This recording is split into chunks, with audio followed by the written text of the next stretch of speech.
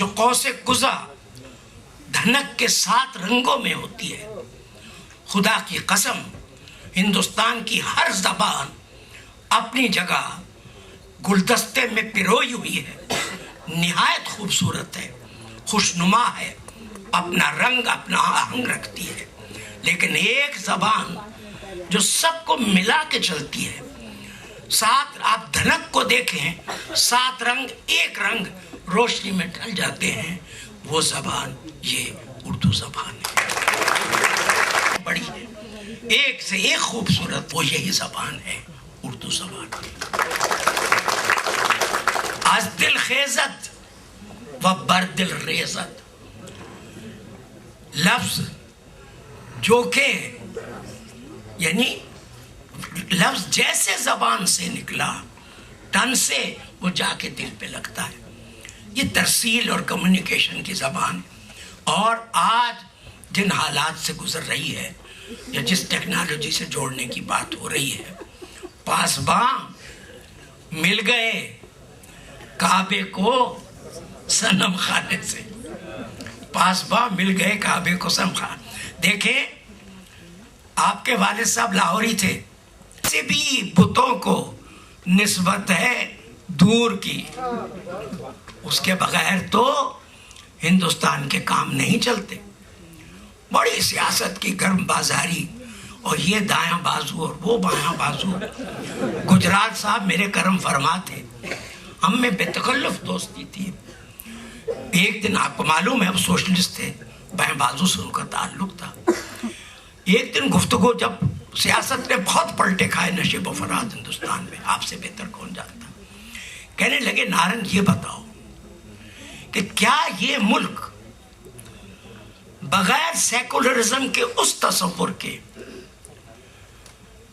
جو ہماری صدیوں کی تہذیب نے، یعنی مغلوں کے زمانے سے لے کے اب تک جس رنگا رنگی اور امتزاج سے اور پلوریلٹی سے، تکثیریت سے ہم عبارت ہیں، کیا اس تصور کے بغیر یہ ملک ایک دن بھی زندہ یا قائم رہ سکتا ہے؟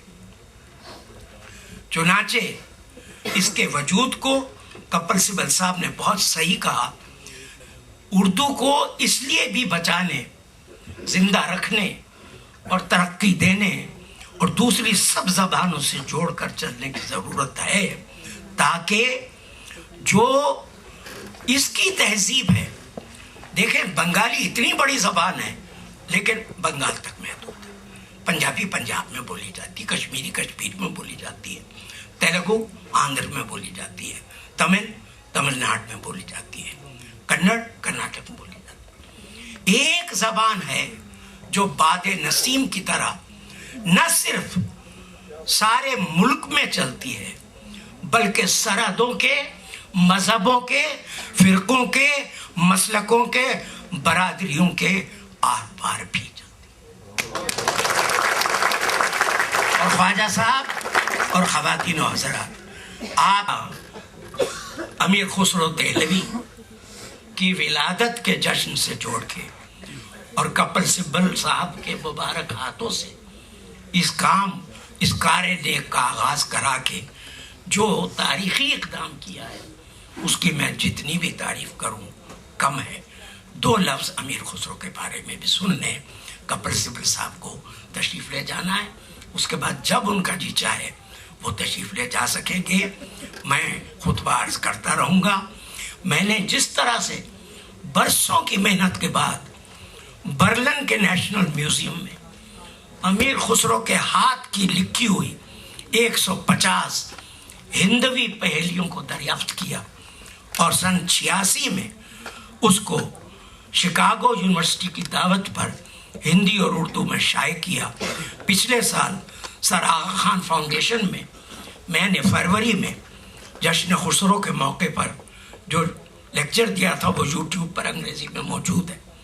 صرف اتنا بتا دوں کہ اگر ہندی اور اردو دونوں کا کوئی اولین بنیادی شاعر ہے یا کھڑی بولی جس پر ان کا آدھار ہے، آج ہندی مانک ہندی کا بھی اور اردو کا بھی، کھڑی بولی کا اگر کوئی نقاش اول ہے تو وہ امیر خسرو دہلوی.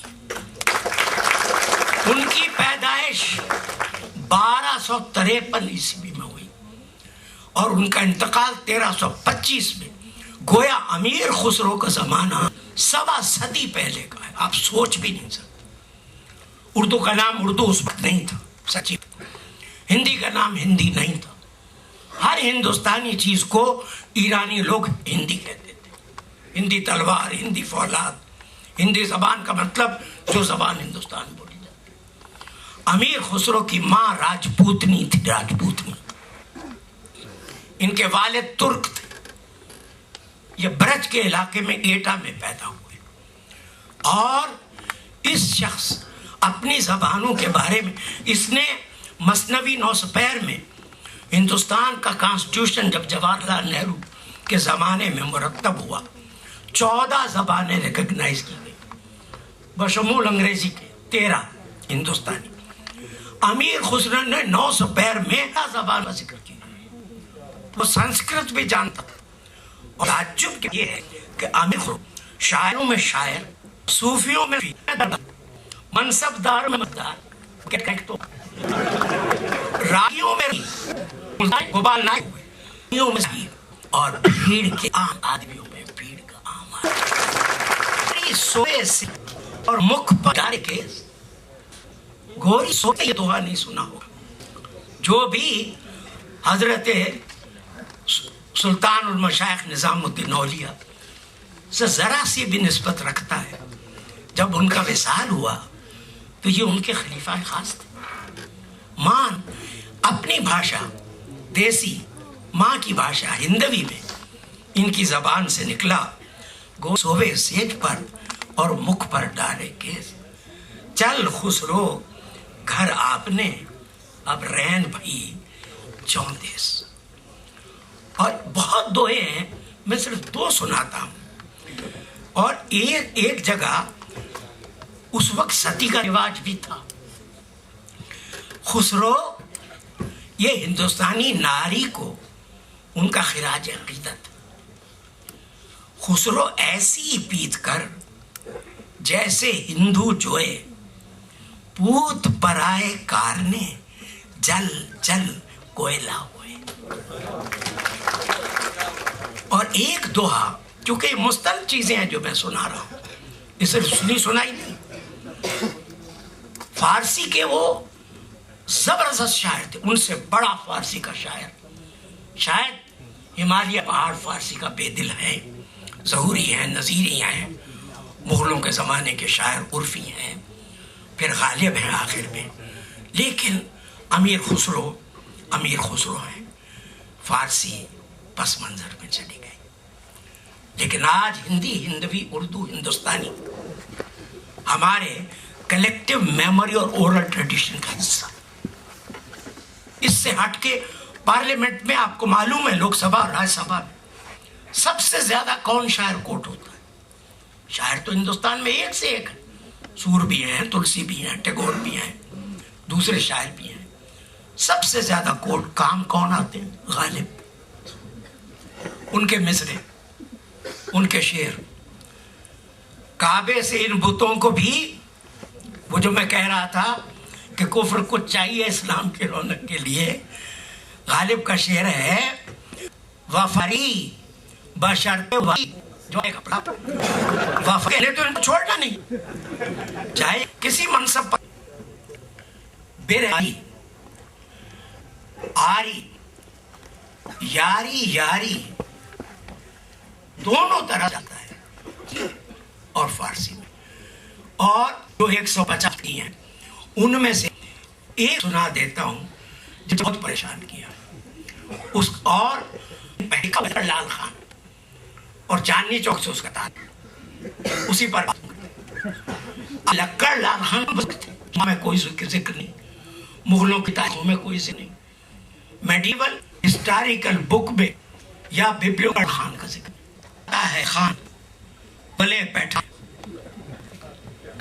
خان تو کہلاتا ہے لکڑ لال خان، لیکن اس سے مجھے شبہ ہوا اینیمیٹ نہیں ہے، یہ کوئی زندہ چیز نہیں ہو سکتی. اور بات نہیں ہے برے شخص کو اس سے اس کی آنکھیں نہیں تو بھائی بیٹا آخری مصرع ہے، بوجھ ذرا اس بات کو، زری طوفان نہیں ہے. آج بھی چاندنی چوکیوں میں، بلی مہران میں، قاسم جان میں عورتوں کا محاورہ ہے، اس بات میں زری طوفان نہیں ہے. میں جھوٹ نہیں کہہ رہی. تو بھائی پھر کون تھا؟ کسی کہتے ہیں لالا مہیشور دیال جو کی تہذیب کے سچے نمائندے، انہوں نے ایک حوالہ دیا اور اس کے ذریعے سے بھی پہنچا. تو اس زمانے کی پرانی میں چاندنی چوک سے بھی پہلے جو وہاں بازار رہا ہوگا تو باہر ایک بہت بڑا پیڑ تھا. اس پیڑ کاٹ پر لال رنگ ڈالا، اس کو کہتے تھے لکڑ لال خان. سب کو سزا دلواتے ہیں آج. اور ہمارے بھی کچھ خان ہے، وہ سپریم کورٹ ہے، اس سے مجرم کو زنجیر سے باندھ رکھتے نہیں کرنا چاہیے. باتیں ایک سے ایک پہلیاں